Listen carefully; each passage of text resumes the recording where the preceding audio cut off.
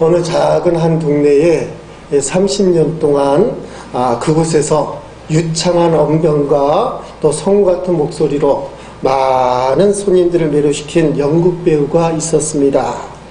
하루는 이 사람이 시편 23편을 분위기를 살리면서 아주 감동적으로 낭송을 했습니다.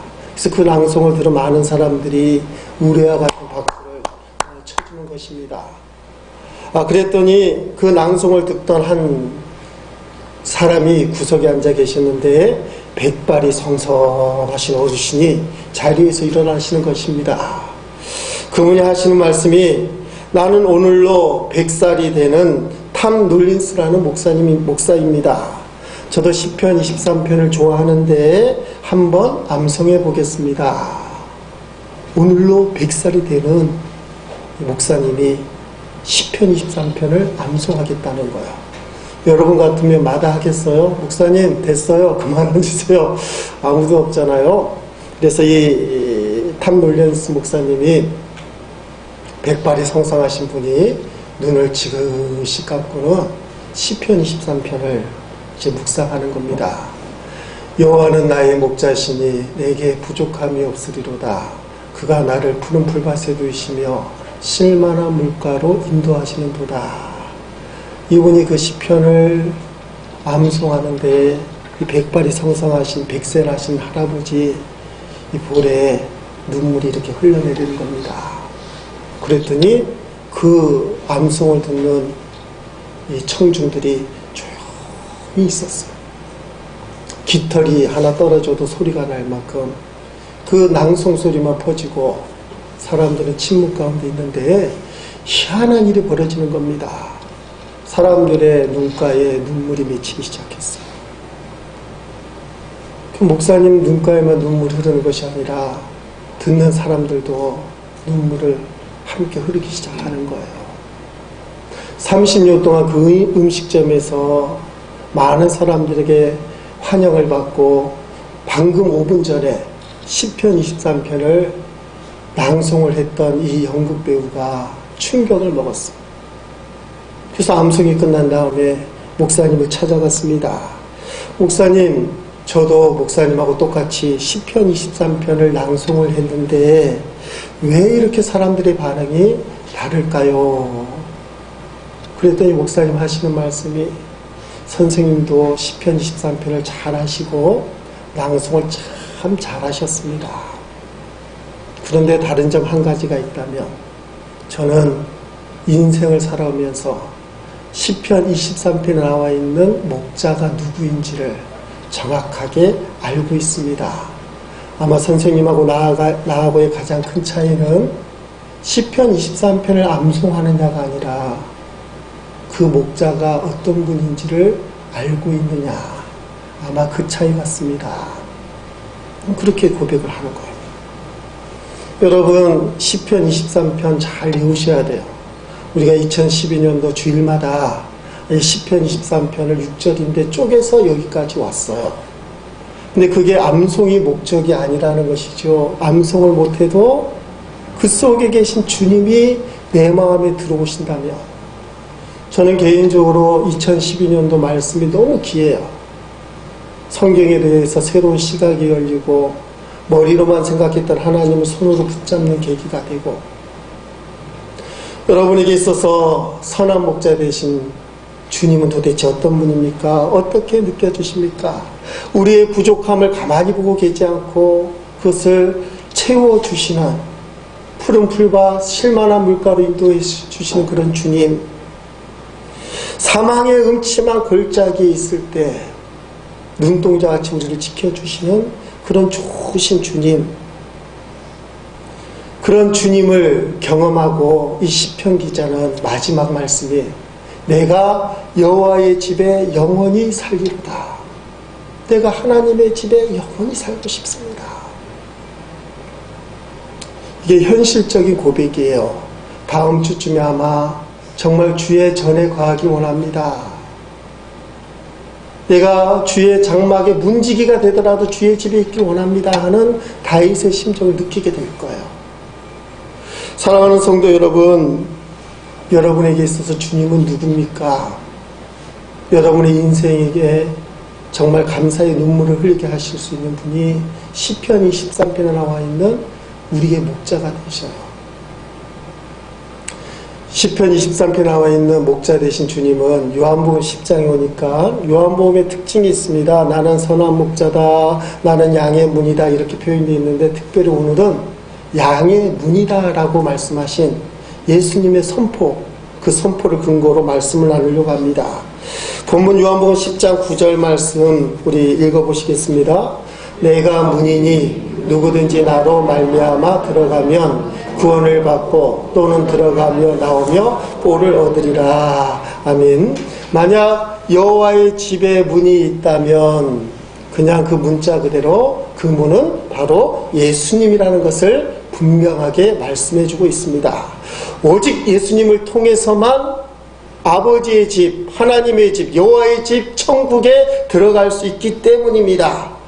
여호와의 집에 들어가서 쉬고 나와서 꼴을 얻는데, 사랑하는 성도 여러분, 사후세계의 천국은 들어가서 나오지는 못하는 곳이지만, 우리가 사는 가정에서 하나님의 집에 들어갔다가 나올 때, 꼴을 얻을 때도 반드시 예수님이라는 문을 통과해야 된다는 사실입니다. 들어가며 나오며 꼴을 얻으리라, 이렇게 말씀하고 있습니다. 예수님 그 문을 통과하면서 들어가며 나오며 꼴을 얻으리라. 꼴이란 게 뭡니까? 먹고 살만한 곡식 아니겠어요?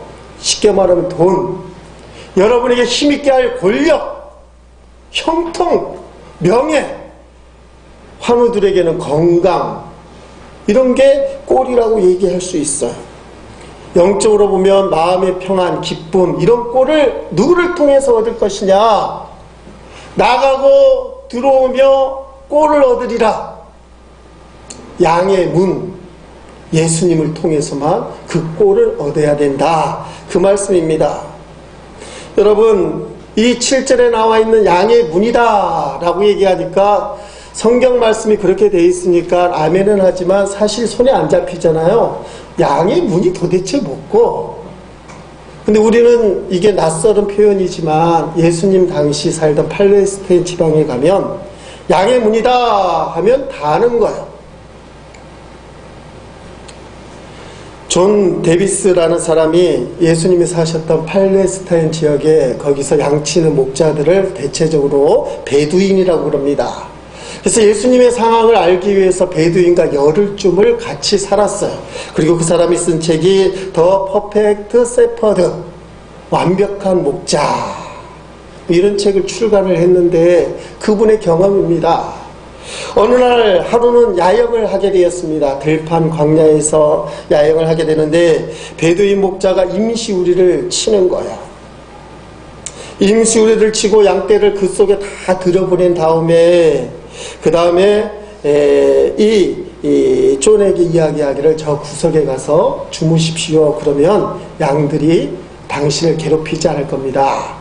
그러면서 하는 말이 이 말입니다. I will be the door, 그러는 거예요. 나는 문이 될 것입니다. I will be the door, 그렇게 얘기하는 거예요. 이게 감기가 걸려서 영어 표현이 잘 안 들리는데 어쨌든 간에 나는 문이 될 것이다. 그러니까 입구에서 자는 것을 문이 된다라고 그들은 습관적으로 얘기하는 거예요. 2000년 전에 예수님이 나는 양의 문이다 라고 얘기하는 것이 피상적인 얘기가 아니라 예수님 시대의 예수님의 입장에서는 실제적인 이야기라는 거예요. 우리는 이 말을 이해하지 못하지만 이 양의 문이라고 이야기를 듣는 당시에 사람들은 다 알아들었다는 거예요. 우리는 좀 이해가 필요하지 않습니까? 목동들이 양을 치다가 광야에서 들판에서 이제 밤을 지내야 될 때가 있어요. 먼저 찾는 게 천연 동굴이에요. 동굴이 가면 좀 편해지는 겁니다. 동굴이 없으면 어떻게 합니까? 임시우리를 져야 되는 거예요.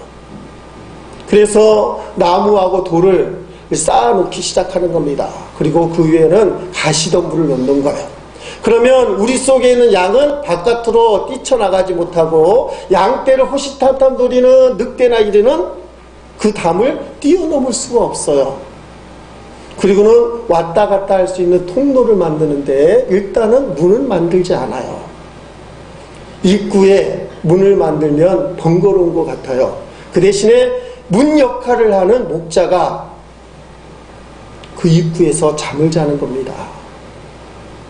그래서 늑대나 이리가 양떼를 잡아먹기 위해서는 입구를 통해 들어가야 되는데 목자가 있으니까 들어가지 못하는 거예요. 양들은 그 목자 바라보면서 오늘 밤도 편안하게 잠잘 수 있겠다. 마음의 평안함을 누리고 자는 겁니다. 그때 목동들이 하는 말이 나는 양의 문이다. 양떼를 지키는 목자라는 뜻이에요. 늑대와 이리가 덤벼들면 물리쳐 주겠다는 거예요. 그 예수님이 양의 문이다라고 얘기했을 때는 바로 그런 이 관점이 있다는 사실입니다. 사랑하는 성도 여러분, 예수님이 우리에게 양의 문이다라고 얘기했을 때는 험한 세상에서 늑대와 이리떼와 같은 온수마귀들이 우리를 공격하려고 할 때 주님이 뭐라 그래요? 나는 양의 문이다. 우리를 지켜주는 거예요. 온수마귀야 너희는 이곳에 들어올 수 없다. 우리를 이렇게 지켜주는 거예요.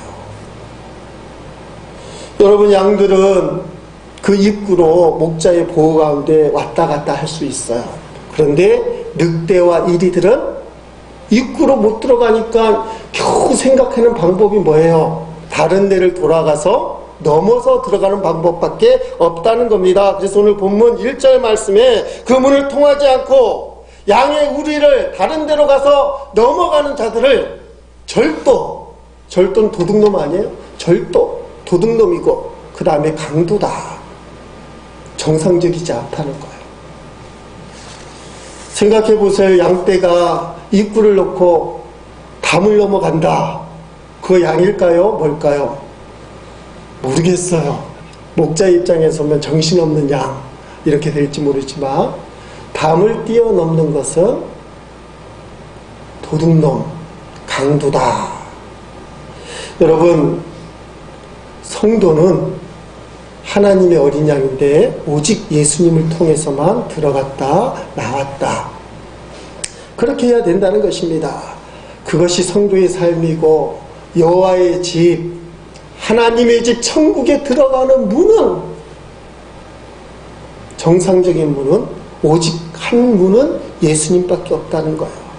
요한복음 14장 6절 말씀, 우리가 잘 아는 말씀이잖아요. 예수님 뭐라고 얘기합니까? 내가 곧 길이요 진리요 생명이니 나로 말미암지 않고는 어떻게 해요? 누구께로? 아버지께로 올 자가 없느니라. 아멘. 천국 여호와의 집에 들어갈 사람이 없다. 내가 곧 길이요 진리요 생명이니까 예수님 밖에는 우리가 천국 들어갈 길이 없다. 그렇게 이야기하는 겁니다. 사랑하는 성도 여러분, 그런데 자꾸 다른 데로 넘어가서 담을 넘으려고 하는 그 늑대나 그리고 이 도둑놈 강도들, 여러분, 이 무리들은 누구를 표현하겠습니까?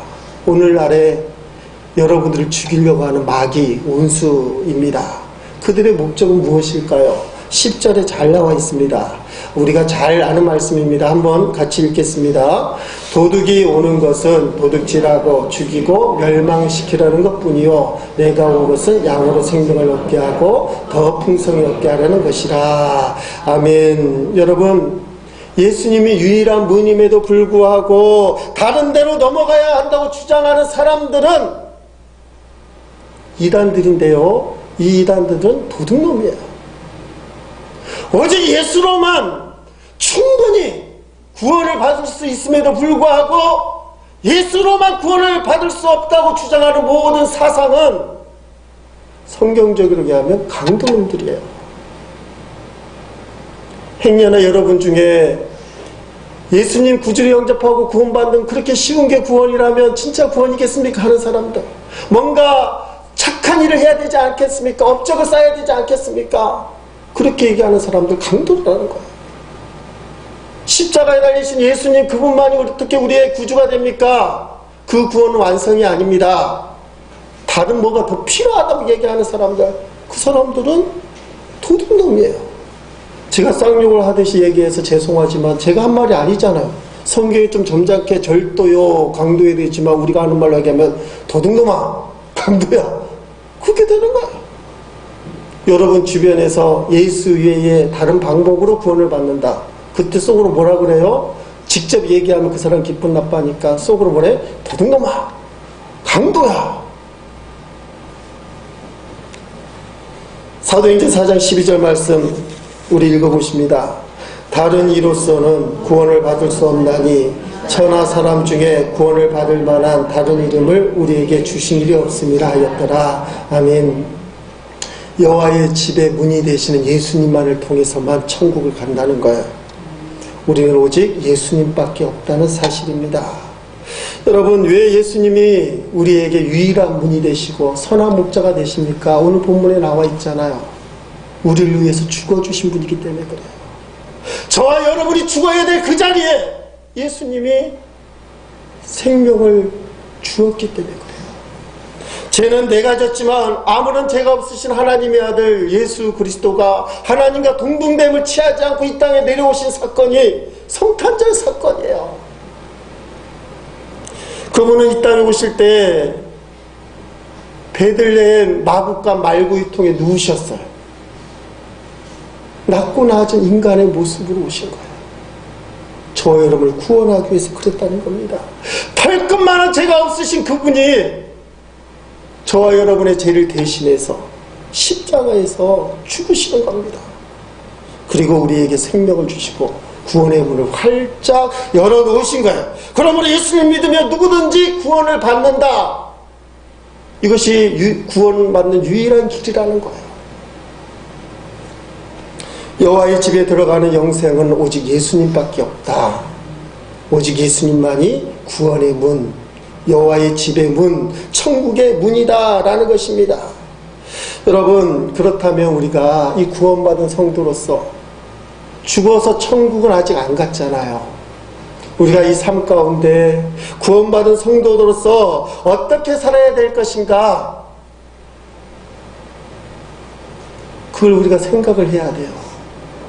날마다 우리의 왔다 가는 양처럼 우리가 예수님을 통과해야 된다는 거예요. 예수님이 원하는 길을 가야 된다. 오늘 본문에 나오잖아요. 양은 목자의 음성을 듣고 목자는 양의 음성을 듣나니 목자가 부르면 가는 거예요. 여러분, 그 표현이 골로새서 3장 17절에는 이렇게 표현하고 있습니다. 같이 읽어봅니다. 또 무엇을 하든지 말이나 일이나 다 주 예수의 이름으로 하고 그를 힘입어 하나님 아버지께 감사하라면. 성도는 말입니다. 무엇을 하든지 말을 하든지 일을 하든지 다 주님이 원하시는 대로 주 예수의 이름으로 하라. 그렇게 표현하는 거예요. 주 예수의 이름으로 하라. 주님이 원하는 대로 하라. 내 마음대로 해라. 내 습관대로 해라. 내 고집대로 해라가 아니고 주님이 원하는 대로 예수의 이름으로 하라. 몇 주 전 우리나라에서 만든 TB-50이라는 비행기가 훈련 중에 추락한 사건, 여러분이 다 들으신 그 사건입니다. 그 사건 때문에 아까운 32살의 공군 소령이 순직을 했어요. 그런데 그 이유를 알고 보니까 진짜 허망한 거예요. 32살 난 베테랑, 그 비행사가 소령이 죽을 게는 너무나 진짜 이유가 말이 안 되는 거예요. 정비사가 실수했다는 거잖아요. 올 때 이 비행기를 정비할 때는 그 철사 두께만한 핀을 꽂아놓고 날개에 꽂아놓고 날개 움직이지 않도록 꽂아놓고 정비를 하는 겁니다. 정비가 끝나면 그 조그만 핀을 뽑아야 돼요. 그 비행기가 날개를 조종하면서 날아갈 거 아니에요. 근데 이 정비사가 깜빡한 거예요. 그 조그만 핀 하나 뽑지 않았어요. 그것도 모르고 비행사가 그 비행기를 타고 올라갔습니다. 그것을 이렇게 표현하더라고요. 의사가 수술 후에 메스를 뱃속에다가 넣고 꺼내지 않고 봉합한 거하고 같대요. 비행기에 올라가다가 탈출할 틈도 없이 비행기가 사고가 난 거예요. 핀 하나 때문에, 작은 핀 하나 때문에. 원칙대로 하지 않은 겁니다. 핀을 뽑아야 되는데 그만 잊어버리고 만 거예요. 비상 탈출할 시간도 없이 추락하고 죽고 말았는데 원인 조사가 됐잖아요. 아마 내부적으로는 금방 알았나 봐요. 그 비행기를 정비한 정비사의 상간인 50살 난 준이가 자살한 사건이 터졌잖아요. 양심 때문에. 아니 정비를 한 본인은 정작 가만히 있는데 그 정비사를 관리하는 고참 50살 난 준이가 목숨을 잃고 말았어요. 너무나 허망하지 않습니까? 아주 작은 실수 하나가 아까운 생명 둘을 잃게 하는 그런 결과를 낳게 됐어요. 왜 그렇죠? 원칙을 잊어버렸기 때문에 그래요. 원칙을 잊어버렸기 때문에. 신앙생활을 성도들이 예수의 이름으로 하라는 원칙을 잊어버릴 때는 이런 잘못을 많이 저질러요. 아, 나는 비행기 정비 제대로 했는데요. 제대로 하긴요. 올라가다가 비행사가 죽고 말았는데. 원칙을 잊어버리고 내 생각대로만 신앙생활 할 때는 그때 위험할 수가 있어요. 주님한테 묻지 않고 자기만 좋으면 주님도 좋을 거라고 생각하는 것, 엄청나게 잘못된 믿음입니다. 그런데 우리 성도들 안에 내가 좋으면 주님도 무조건 좋아하실 거야. 주님은 나의 주님이니까 너무나 이기적으로 믿음을 포장하는 사람이 많다는 거예요. 예수의 이름으로 하는 게 아니에요. 내가 하는 걸 주님이 지지해줘야 된다는 거예요. 주님이 나를 변호해주고 지지 안 해주면 그게 주님이다까지 반문하는 그런 분이 있을 수 있어요. 신앙의 원칙은 주의 음성을 듣고 주의 뜻대로 사는 거예요. 지난 주일 오후에 분당 우리 교회 이찬수 목사님 이야기를 했습니다. 그 목사님이 설교 시간에 교인들에게 욕먹을 짓을 했다. 그렇게 얘기하고는 무슨 욕먹을 짓을 했느냐 그 이야기하면서 제가 보기에는 한국교회에 경종을 울리는 그런 이야기입니다. 내용은 그거예요. 주일날 주차 문제 때문입니다. 분당 우리 교회 예배 시간에 불법 주차한 차가 너무 많다는 거예요. 그 불법 주차 누가 하겠어요? 예배 드리고 오는 성도들이 하는 거예요. 그 불법 주차 때문에 지역 주민들이 좀 어려웠던 것 같아요. 힘들었던 것 같아요. 민원이 생기는 것 같아요. 그래서 이찬수 목사님이 분당 시장한테 전화를 건 거예요. 지금 3만 명쯤 모인다고 하는데요. 3만 명 모인 교회 담임 목사가 전화를 해서 시장한테 뭐라고 얘기하냐면 교회 주변에 있는 불법 주차를 왜 단속을 안 하십니까? 분당 시장이 깜짝 놀라갖고 구청에 담당 주차관리위원을 빨리 보낸 거예요. 큰일 났잖아요. 영향력 있는 교회 목사, 담임 목사님이 왜 불법 주차를 그냥 놔두냐고 하니까 불이 나게 와서 목사님, 우리가 어떻게 해드릴까요? 오늘 당장 단속을 하게 되면 반발이 심할 테니까 누군지 모르지만 반발이 심할 테니까 일단 경고부터 합시다.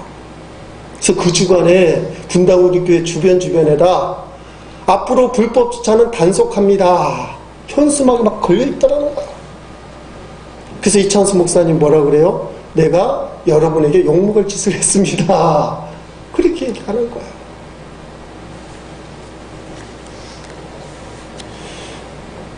여러분 왜 그럴까요? 교회가 지역사회에 유익이 되고 본이 돼야 되는데 예배 드린다는 이유 때문에 지역사회를 괴롭히는 거예요. 예배 좀 편하게 드리겠다고 차 끌고 와서는 남에게 피해를 주면서 자기는 은혜 받았다고 좋아한다는 거예요. 이찬수 목사님 그거 못 보겠다는 거예요. 하나님 그거 기뻐하시겠냐 이거예요. 이런 질문을 오후 예배 때 누구에게 해봤어? 만약에 우리 교회가 그렇게 하면 교회가 부흥할까요? 자기도 모르게 나오는 첫마디가 부흥 안 됩니다. 이게 얼마나 이기적인 거예요.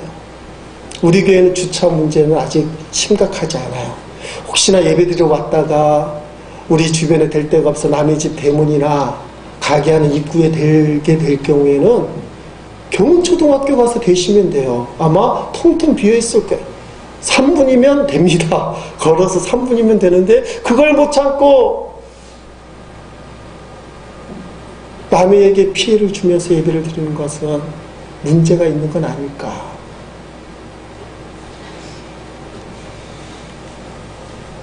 사랑하는 성도 여러분, 좀 생각을 하면서 우리가 신앙생활을 해야 돼요.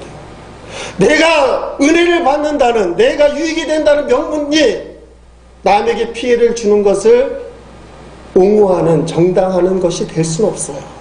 주님은 그것도 보신다는 거예요. 생각을 좀 하라는 거예요.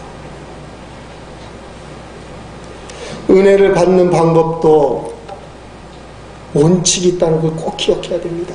내가 은혜를 받는다는 것 때문에 남에게 피해가 된다면 고민을 해야 되는 거예요. 우리 교회가 부흥한다는 것 때문에 혹시나 다른 교회가 피해를 입는다면 고민을 해야 되는 거예요. 어떤 교회가 교육관을 거의 다 마련을 해놨대요. 그래서 기쁜 마음으로 들어가려고 하는데 그 목사님이 걸리는 게 있더래요. 지역에 있는 교회랍니다. 작은 교회들. 아니 교육관 정도는 괜찮잖아요. 묻지도 않고 들어갈 수 있잖아. 거의 계약도 끝났는데. 근데 이 목사님이 가서 물어봤대요. 우리 교회 교육관이 혹시 여기 들어오면 목사님 허락해 주시겠습니까? 단호하게 안 돼요. 그러는 거예요. 큰 교회가 들어오면 작은 교회 피해를까봐. 근데 그 목사님 눈물을 머금고 포기했다는 거예요. 그게 목회 양심 아니겠습니까? 내가 내 마음대로 한다는 게 신앙이 아니잖아요. 내 것이지만 주님 마음대로 해야 되잖아요. 주의 예수의 이름으로 행해야 되잖아요. 근데 어느 순간부터가 나만 좋으면 주님도 기뻐할 것이다. 꽁 잡는 게 매면 다 된다. 그걸 신앙처럼 생각하고 하나님 기뻐하지는 않는데도 영광 할렐루야 한다면 하나님이 복을 못 주시잖아요. 여호와의 집에 들어가려면 마음가짐, 주변을 둘러볼 수 있는 여유도 있어야 돼요. 그저 아둥바둥 내 것만 붙들고 있기 때문에 우리가 그렇게 쪼전하게 되는 거잖아요. 세상에 굴욕하는 거잖아요. 내 것밖에 모르는 거잖아요. 몇 년 전에 우리 주변에 있는 큰 교회, 뭐 크다고 해서 좀 그렇긴 합니다만 장로님이 오셨습니다. 부동산 업자를 하시는 장로님이. 요새는 흥정을 붙이더라고요. 가만히 있는 땅을 저걸 제 주인 찾아가 우리 찾아오는 거예요. 목사님 이번 기회 이거 구입하게 되면 이런 일이 생깁니다. 만약에 구입하지 않으면 교회 부흥에 큰 걸림돌이 될 수 있습니다. 협박 비슷한 이야기잖아요. 그러면서 방법을 얘기해줘요. 대출을 어떻게 받고, 그리고 실계약보다도 이면 계약서를 쓰게 되면 세금을 얼마쯤 깎을 수 있고, 그래서 이 정도로 돈에 유익이 있으니까 목사님 이번 기회에 저 땅을 사야 됩니다. 우리 교회는 종교부지고 전 유치원부지인데 사면 조찬 또 우리가 사야 되잖아요. 그런데 이 장로님 뭐라 그래요? 세상 사람들이 다 하듯이 이면 계약을 하라는 거예요. 하나님의 거룩한 땅을 구입하는데 불법을 저지르라는 거예요. 그게 옳은 걸까요?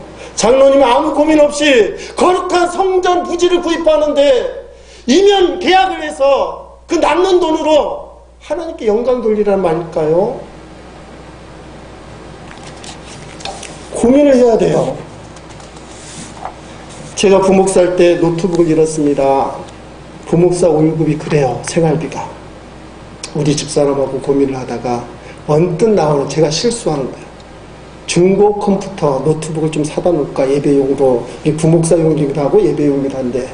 근데 젊은 청년이 딱 잘라서 이렇게 하는 거예요. 하나님 앞에 쓰이는 성물을 어떻게 중고를 갖다 놓습니까? 목사가 그 얘기 듣고는 꼼짝없이 아카데미, 삼성 제일 싼 새 노트북 살 수밖에 없는 거예요. 여러분의 삶의 원칙이 도대체 뭐예요? 세상이 문인 사람이 있어요. 세상이 기준이에요. 예수님이 문이 아니라는 거예요.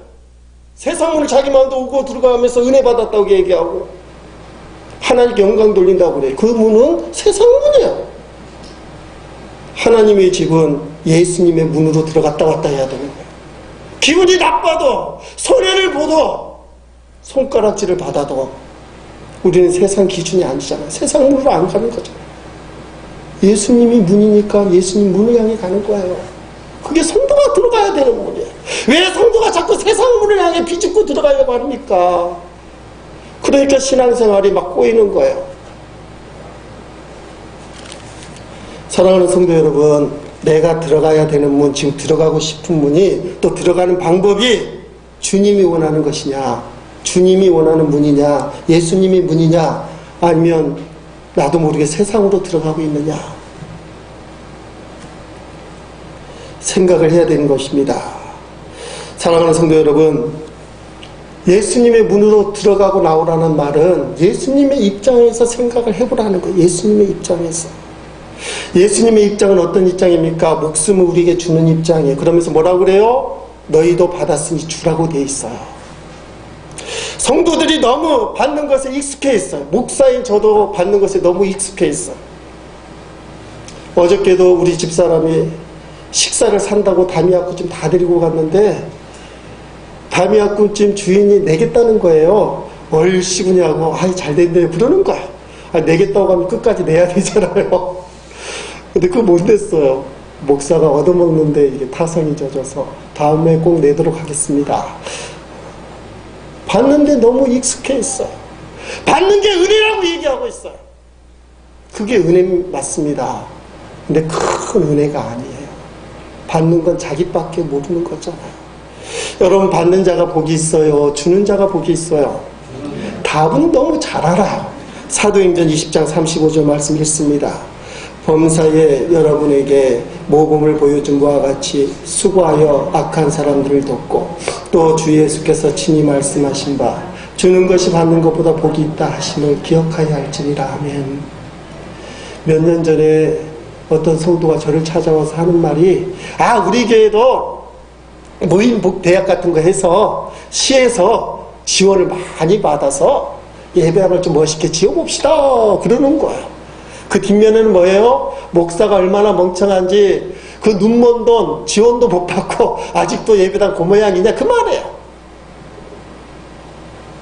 참 지혜로운 분이시죠. 여러분, 받는 게 목적이 돼서는 안 된다는 사실입니다. 주는 게 목적이죠. 목사들끼리 모여서도 가끔 그런 이야기를 해요. 노인대학이나 아동센터를 하면 시나 정부에서 지원을 받고 그 지원금을 교회에 활용하는 데 쓸 수 있다. 여러분 생각해 보십시오. 3억을 받고 노인 대학 짓고 아동센터 짓는다고 하는데 실제로는 예배당으로 쓴다. 용도로 쓰는 게 아니잖아요. 다 알고 있는 거짓말이잖아요. 보조는 그렇게 받아놓고 예배당 짓는다는 거예요. 십자가를 세울 수 없어서 그 옆에다가 조그만 주차타워 같은 거 세워서 십자가 놓으면 교회처럼 보인다. 그거 찾느라고 혼란이 된 사람들이 많다는 거예요. 세상에 구걸하는 거예요. 도와주세요, 도와주세요. 큰 교회도 그렇고, 저희는 아직 작은 교회니까 오히려 배짱을 부려야 됩니다. 따라합시다. 시에다가 주자. 뭐하러 자꾸 가서 구걸할 생각을 해요. 말은 뻔질하게 주는 것보다 받는 것보다 주는 게 복이 있다고 얘기하면서 사고 구조가 받으려고만 하고 있다는 거예요.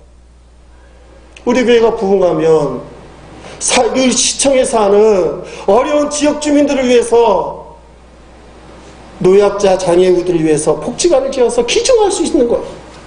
그리고 그 정도는 돼야 되는 거 아닙니까? 그래야 시청이 큰 일을 하지, 돈을 빌려 쓰면서 눈치 보고 감사받고 쩔쩔매면서 어떻게 영향력을 행사할 수 있겠어요?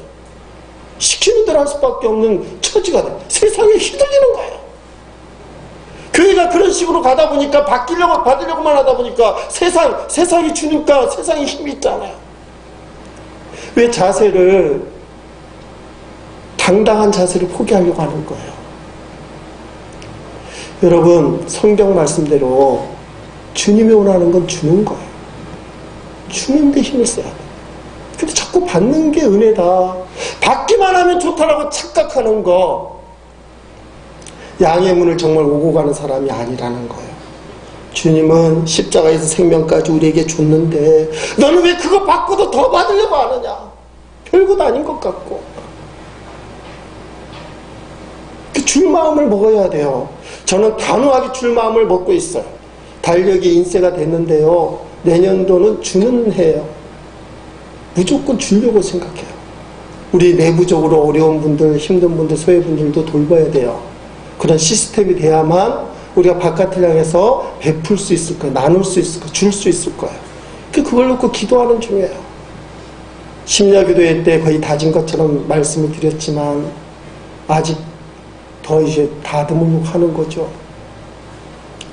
사랑하는 성도 여러분, 교회가 세상을 향해 줄 때에 영향력이 생겨요. 세상에서 받으면 영향력은 사라지는 거예요. 교회가 구제를 통하고 사회사업을 하고 세상을 살리는 것도 중요하지만 반드시 꼭 주어야 할 것이 있다면 그건 뭐겠어요? 예수 생명 복음이에요.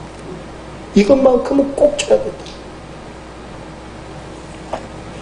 미국 뉴욕 현지 시간으로 12월 3일 날 뉴욕 맨하튼 지하철 49번가 역에서 시민들을 향해 시비를 거는 흑인 남성을 말리다가 선로에 떠밀려 사망한 한기석 씨 사건 떠들썩했지 않습니까?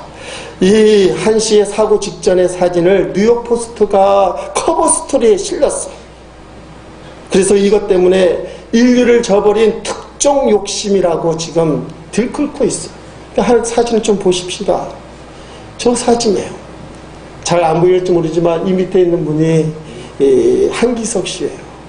1분 동안 여유가 있어갖고 이 한기석 씨가 선로에서 나오려고 플랫폼으로 나오고 얹히고 있고 몸부림을 치는 시간이 1분이었대요. 사진 기자가 49번 플래시를 터뜨리며 49방을 찍은 거예요. 이 사람은 살려고 선로에서 나와서 몸부림치는데 결국 1분 후에 열차가 부딪혀서 죽었어요.